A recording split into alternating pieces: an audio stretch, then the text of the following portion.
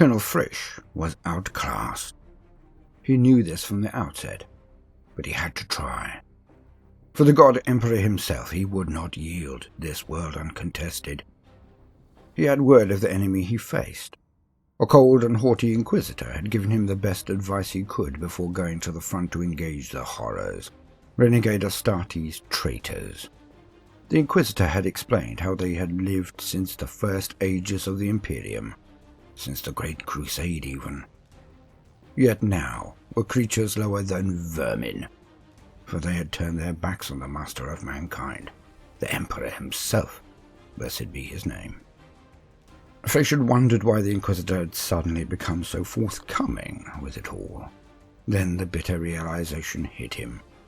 They were all going to die. This is the only reason the witch hunter had revealed so much. He did not think any of them would live.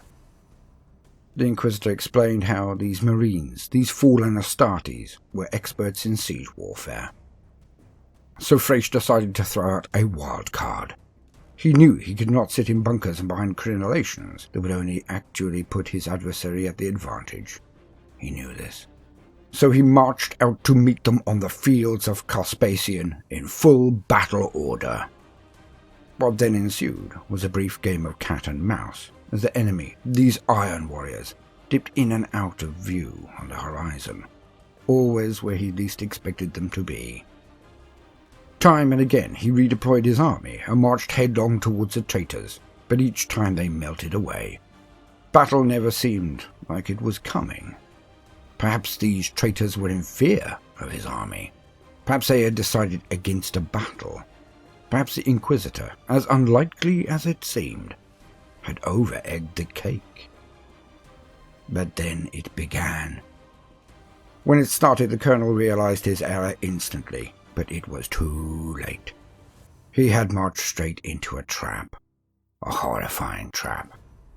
As his regiments of men stood and marched forward, columns of armor behind them prepared to counterattack at any time, he realized that they now stood completely in the open, nothing as far as the eye could see. They were sitting ducks. He had so concentrated on the enemy below, he had forgotten the enemy above. Orbital barrages started to slam into his army and tore it to pieces. Huge swathes of his men, his armor, his artillery, simply melted under huge blasts from the Iron Warrior fleet above. As he tried to wheel his men about and flee, the trap was sprung properly. The orbital bombardment ceased and was instantly replaced by land-based heavy ordnance. Then they began to appear, out of foxholes covered by sod, amongst them, right in the middle of his guard. But never were the pinpoint-accurate barrages struck. His men scattered as the Iron Warriors just appeared amongst them, slaughtering them all with heavy firepower, vicious charges, and utter carnage when they struck.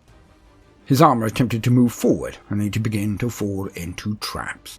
Sturdy enough to support troops, but not armor. As such, they fell in, causing pandemonium behind, while the armor attempted to not only extricate itself from the traps, but from the cluster that they had become. Fast attack craft swept overhead and carpet-bombed their columns. Death from all sides was unleashed at the guardsmen, as the circle of their forces shrunk again and again. Nothing could stop the Iron Warriors. Nothing. Iron. We are iron. Iron within. Iron without. Tell them ruin has come to their world. Death, despair, and red war. Tell them their hopes and pride have come to nothing. Tell them their empty whispers fall upon deaf ears. Their gods are dead. Human logic has killed them. Tell them the angels of death have come. Tell them that nothing can save them now. The Primarch Perturabo. I am Baldermort, and I wish to introduce you to the forces and factions of the Warhammer 40k universe. Today, again, we look under the bed. We throw open the cupboard and look inside at one of the darkest elements of the Warhammer setting.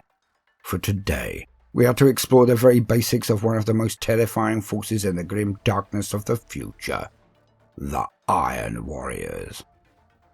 Their tale is a cruel one, but everything we have come to know and love about the Warhammer setting, the grimdark. So, let us begin. At the dawn of the Imperium, the Emperor arose and forged 20 armies, 20 different types of warrior, but all of a common strain, these genetically engineered super soldiers.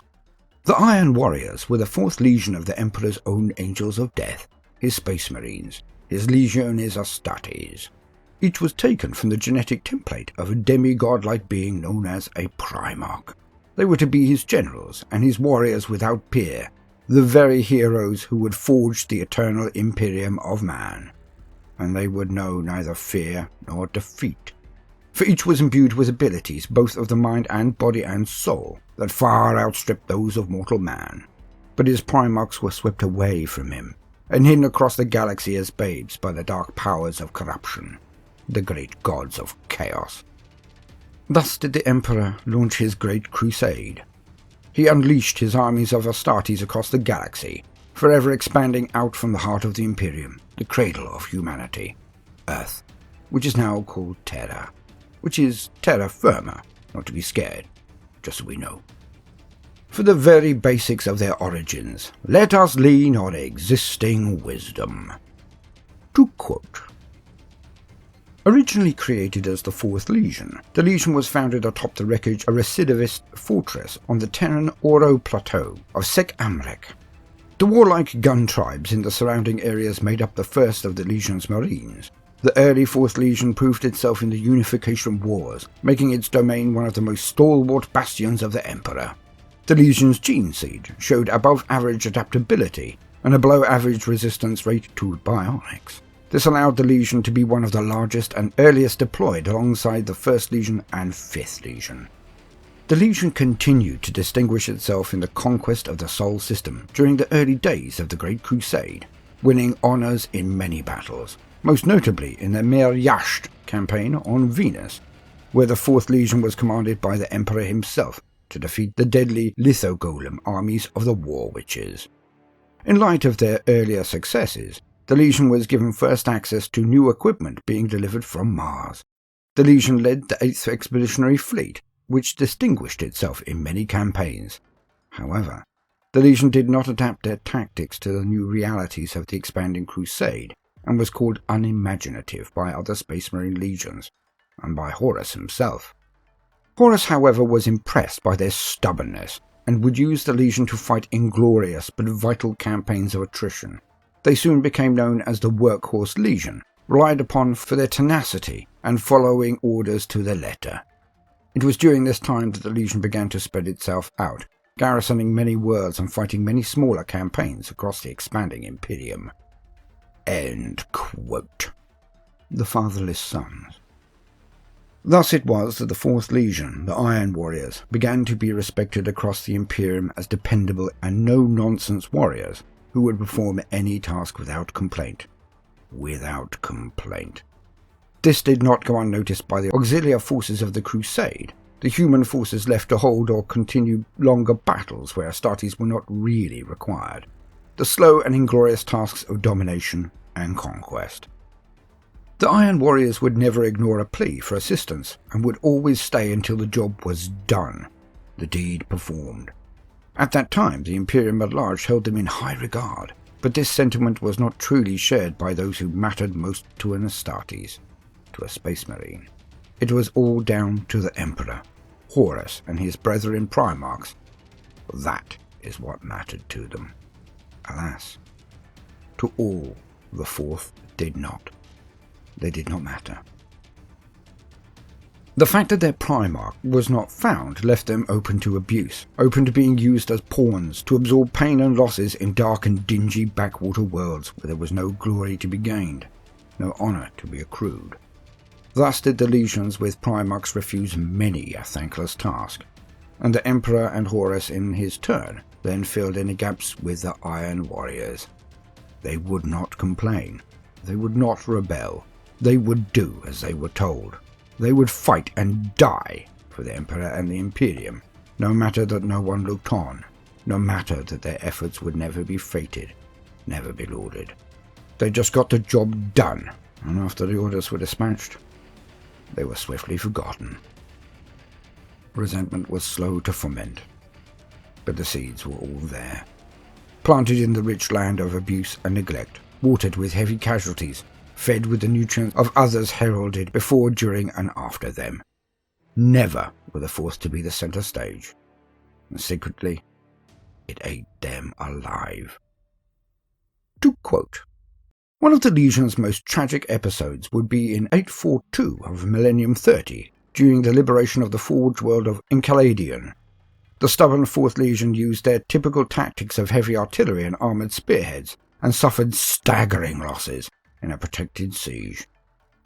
Nearly 29,000 legionaries died over the year-long campaign, virtually annihilating the 8th Expeditionary Fleet.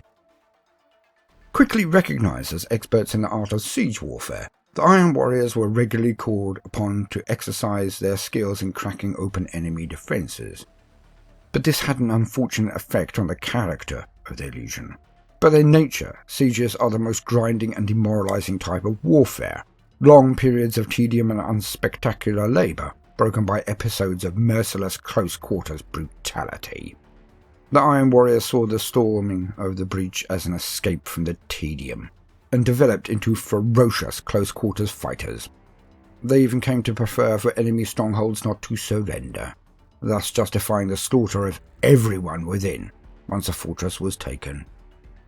It became the Legion's curse, one of many, that these episodes of brutality eclipsed their superb affinity for the application of logic and mathematics to military problems in the eyes of their fellow Space Marines and the Imperium as a whole. Given their expertise at constructing and manning fortresses, the Legion also found itself constantly diminishing in active crusading size, as units were detached from it to act as garrison troops watching over worlds in the process of compliance. The most famous of these garrisons was that of the Iron Keep of Delgas II, where a single 10-man squad of Iron Warriors washed over a disgruntled population of 130 million. Even Space Marines need rest, however. But the Crusades gave them none. A particularly brutal battle of the Great Crusade for the Iron Warriors was the thankless Shaktrada Deeps campaign against the Hrad, which resulted in heavy casualties on a strategically far-off and worthless system. End quote. So, they acted in a way that was a silent plea, a great cry. They became the Corpse Grinders, throwing themselves fully into the role of martyrs to attempt anything bar rebellion that would gain the notice of the gods who led the crusade. They went into their battles with a fervour only comparable to that of modern-day Krieg. They died by the thousands. Unheard of in Legionis Astartes, they died. But they also became hard and cold, as I will discuss later, and their constant abuse twisted them. As no one cared for them, they cared for no one. Hence it was that they began to use their allies, the human and abhuman auxiliary forces, as cannon fodder, just as the Emperor and Horus had used them. They learnt from their betters well, using mass assaults of auxilia to simply discern the weak points of fortresses, herding them across minefields, having them stand to be annihilated by defensive hardpoints and towers, just to see their firepower. All were done ostensibly to lead to victory, but the costs were catastrophic. The standard troops of the Imperium began to call them the Corpse Grinders, and even began to mutiny when given orders seconding them to Iron Warriors' expeditionary fleets. But the hardest blow of all was about to fall. The control room was silent, none even breathed. The shock was total. The gathered Astartes simply looked at the words on the screen, dumbfounded.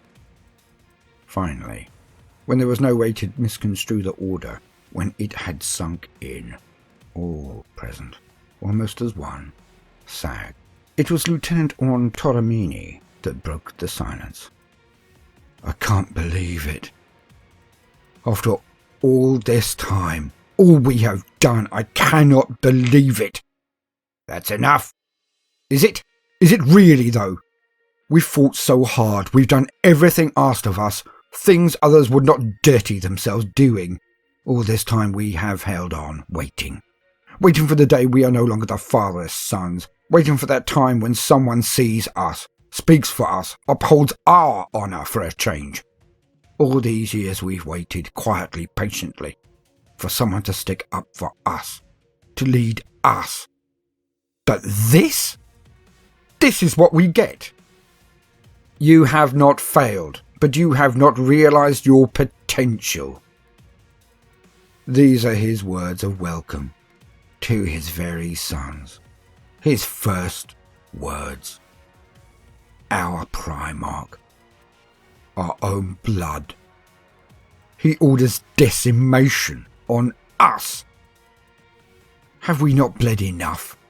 Oh, the irony that we waited with bated breath for this. The ancient practice of decimation. We have to take every 10th man of us and have the other 9 club them into mulch to kill them. This is a joke. Decimation was always reserved for the cowardly, the craven, the mutineer. How do we deserve this? What cool trick is this? The commander stood quickly and snapped. A word in private, Lieutenant Tolomini. The commander strode to his office at the back of the wider command and control, his subordinate following sluggishly, with little animation as his wide eyes stared at the ground as he trudged. The doors closed behind the two, and the officer then turned on his heel and delivered a thunderous backhand blow across the face of his junior. To his credit, the lieutenant did not lose his footing entirely, but was driven to stumble backwards, only being stopped by the bulkhead. His head rang as his superior stalked the 5 paces between them, and pushed his face against that of his victim. Not quite nose to nose, but there was no escaping his cold, dispassionate glare. His rage was written all over his sneering face as he practically whispered his retort. I've always liked you, Orn. Don't get me wrong. Always. We've fought side by side. We've bled together. So know that I genuinely like you. Okay? The younger Marine gulped and slowly nodded. But when he tried to open his mouth, his commander officer shook his head slowly. I've not finished. I've always thought you formidable, Marine. In any other legion you'd make the cut. You might even excel. But here... You see, secretly I've been hoping, with every drop, every siege, every firefight, I've secretly been hoping you would not come out of it, that you would die with honour. Because we both know your little secret.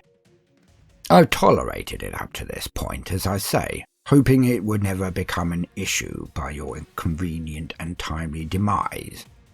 But you've just done the unspeakable. In front of the men, you have revealed your little secret, and it won't stand now. They know. Because you are very good at what you do. You have survived up until now. But you just blew it. Because you make all the pretense of fitting in, of being compliant. But we both know it's a show. You are iron on the outside. So you've gotten away with it. But now all know what I have known from the start. Your little explosion has ruined the illusion, because we both know you are not and never will be iron. Iron within. We will take this decimation as we have everything else, without complaint, as Astartes. You cannot, because you are not iron within. So I'm going to do for you the only courtesy I can, brother. I'm going to make damn certain that yours is the hand that picks out a black ball. Yours is the name on a list. That when it is time, it will be by my hand that a cudgel strikes your head. It will be by my hand that the next blows will crack and then shatter your skull. And it will be by my hand that the cudgel is raised and lowered again and again until there is nothing left of your head but a mosh, as you say. Because you cannot face what is coming, what this order means. So I save you from days, months, decades, or even centuries of pain. So I will be the one to kill you. And now, say the only 2 words I will accept. You know them, so say them, for this is the last time we will speak. As the younger Astartes finally broke eye contact, as his officer stood back, he closed his eyes and looked down at the ground and said, "Thank you."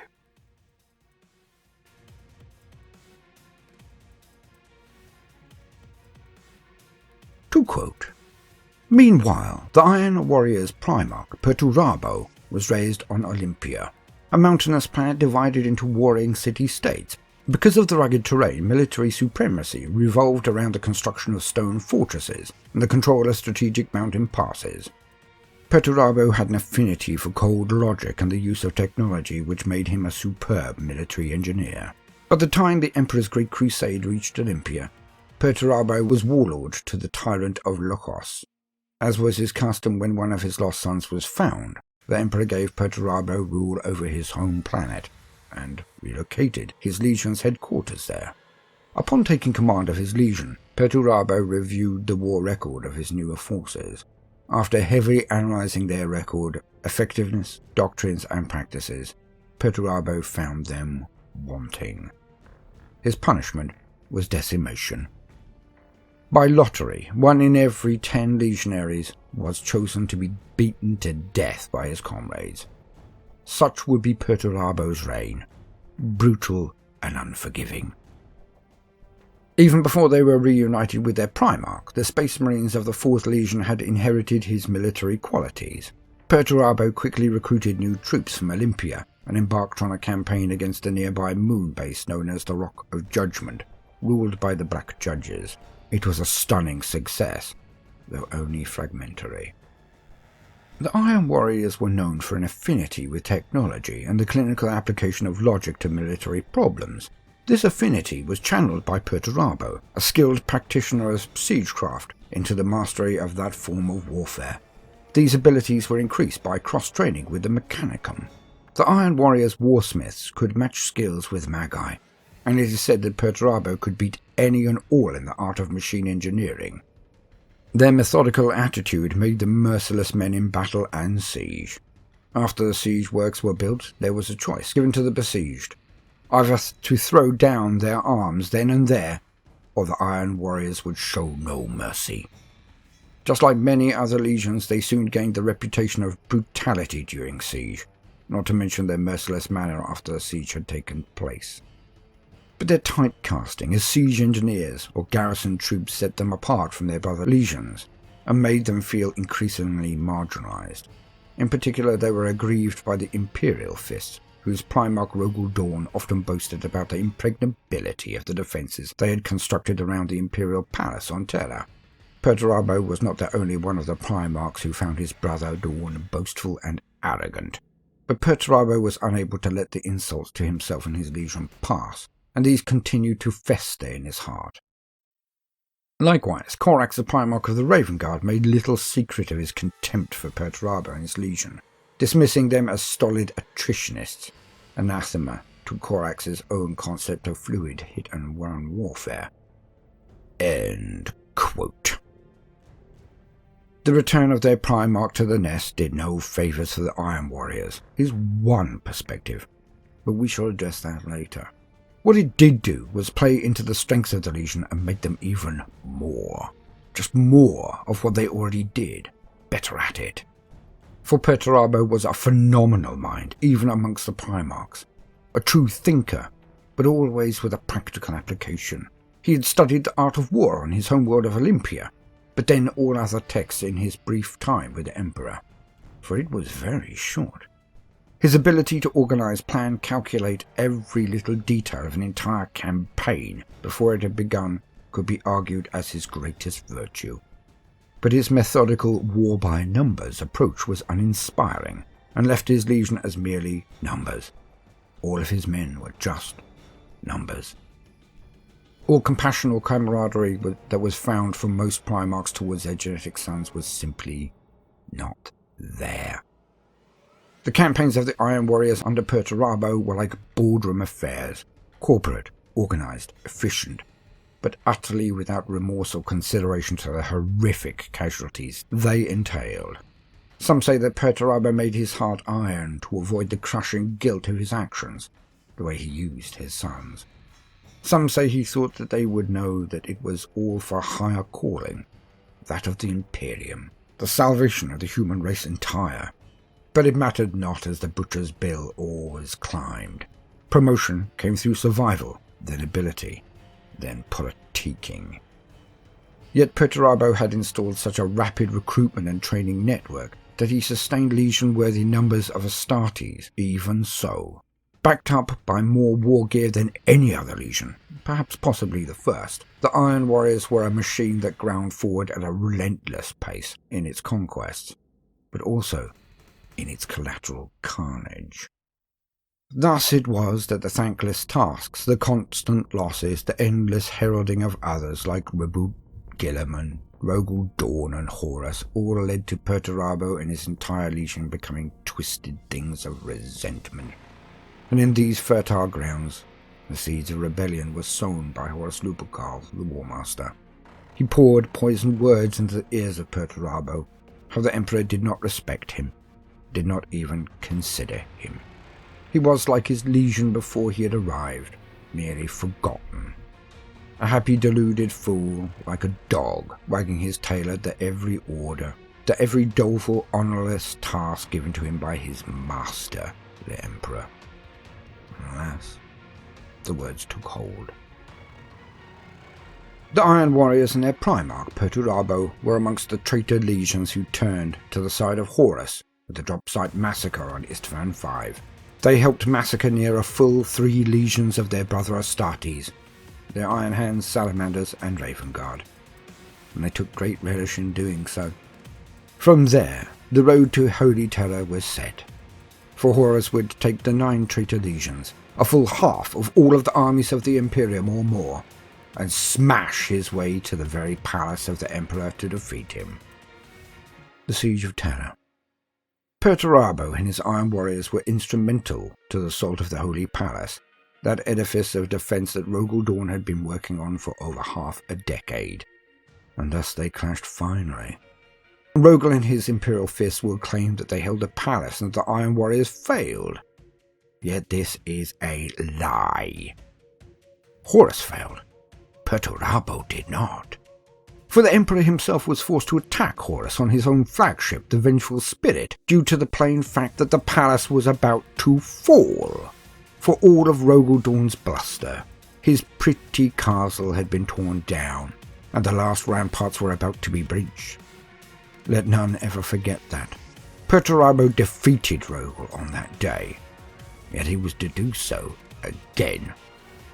Yet Horus did die, slain by the master of mankind, and the traitor armies fled from the Sol system in disarray. As the other traitor legions of chaos were herded and harried back to the Eye of Terror, the bastilles of the Iron Warriors were ever the bane of the wrathful Loyalist forces. The Iron Warriors bled them white when assaulted, yet could never be ignored. At last, Perturabo played one last card before he left for the Eye of Terror, as his brethren and their legions had almost universally done themselves. The Fortress Eternal, the Iron Cage. To quote, Perturabo soon devised and enacted the one real victory for the Iron Warriors in the immediate aftermath of the Horus Heresy. He crafted a trap on Sebastus IV designed to ensnare Rogel Dawn and the Imperial Fists, with whom Perturabo and his warriors harboured a bitter rivalry. This trap was known as the Eternal Fortress, a keep centred within 20 square miles of bunkers, towers, minefields, trenches, tank traps and redoubts. Upon hearing of this, Rogel Dawn publicly declared that he would dig Perturabo out of his hole and bring him back to Terra in an iron cage. As a result of this statement, the ensuing battle has become known as the Iron Cage, or the Iron Cage Incident. Rogal Dorn expected an honourable battle, but this was not to be. Beginning by isolating the 4 companies of the Imperial Fist that landed from their orbital support, Perturabo began to carefully divide his enemy and destroy them piecemeal. Some Imperial Fists managed to penetrate the defences and reach the centre of the Eternal Fortress, only to find there was no central keep. Simply an open space watched by yet more defences. The fortress was a decoy of no real value. By the 6th day of the siege, Imperial Fist Space Marines were fighting individually, without support, using the bodies of their own battle brothers for cover. But Dorn would not relent, and he continued his assault. The siege of the Eternal Fortress lasted for a further 3 weeks. Relief came only in the form of Reboot Guilliman and a force of Ultramarines. The sacrifice of over 400 loyalist Marines Geneseed paved the way for Perturabo's ascension to Demon Princehood. Following this, the Iron Warriors retreated into the Eye of Terror, and Perturabo crowned the world of Mendringard as the new home of the Legion. Since then, Perturabo has remained on Mendringard while his Legion both continues the long war, while warbands periodically battle one another. End quote. The Iron Warriors, seen as the rival to the Imperial Fist usually. An embittered rivalry and jealousy, antipathy leading to animosity between Rogal and Perturabo. One always created defences, Rogal, and one tore them down, Perturabo. With their similarity and personality as well, both cold and aloof, it was inevitable that they would hate each other on sight.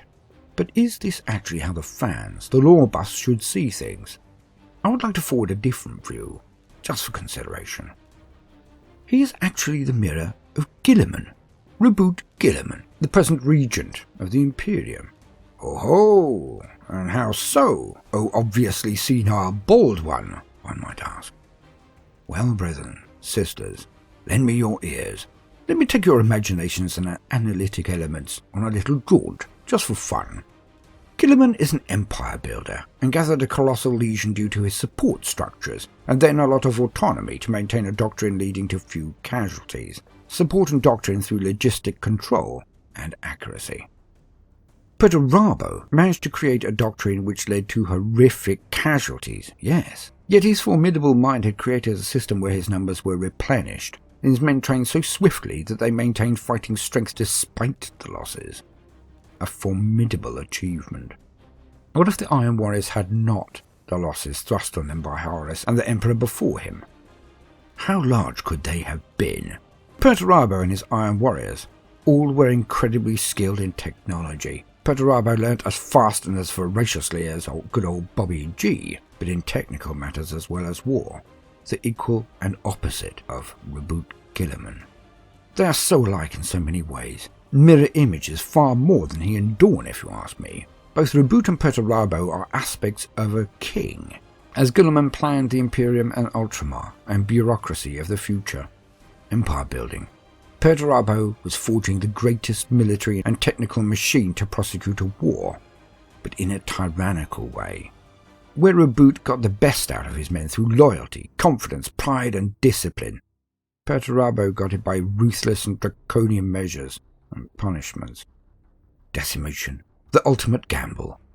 It makes or breaks an army. But was it just him stamping his authority? Yes, that would be an unmissable sign of power.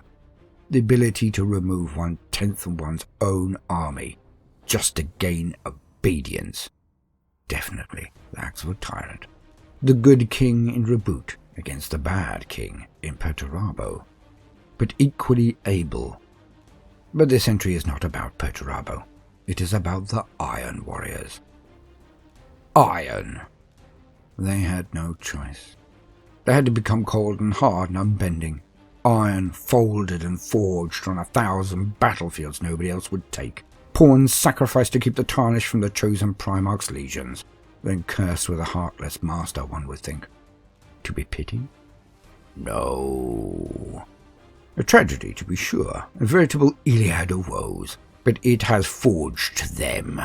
They are iron. Iron within, iron without. More than ever, they are to be feared. Although they have fractured, perhaps Perturabo can combine them again. They may passingly nod to the great powers of chaos, but they do not bend the knee swiftly like the children or Death Guard, or live on them like the word bearers. They are of the other persuasion, those who fight for chaos more to fight against the Imperium, for their shackles to be gone. Yet Perturabo is a demon prince. But they only retain their old character and professionalism, that being bringing overwhelming power and support weaponry to any engagement.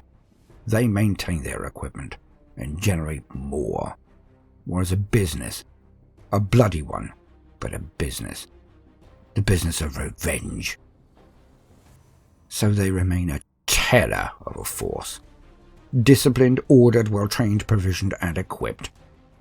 And all then with the augmentation and engorgement of the powers of chaos undivided, for they will serve none exclusively. Some say that they do not truly bend the knee to chaos at all, and yet Perturabo is a demon prince.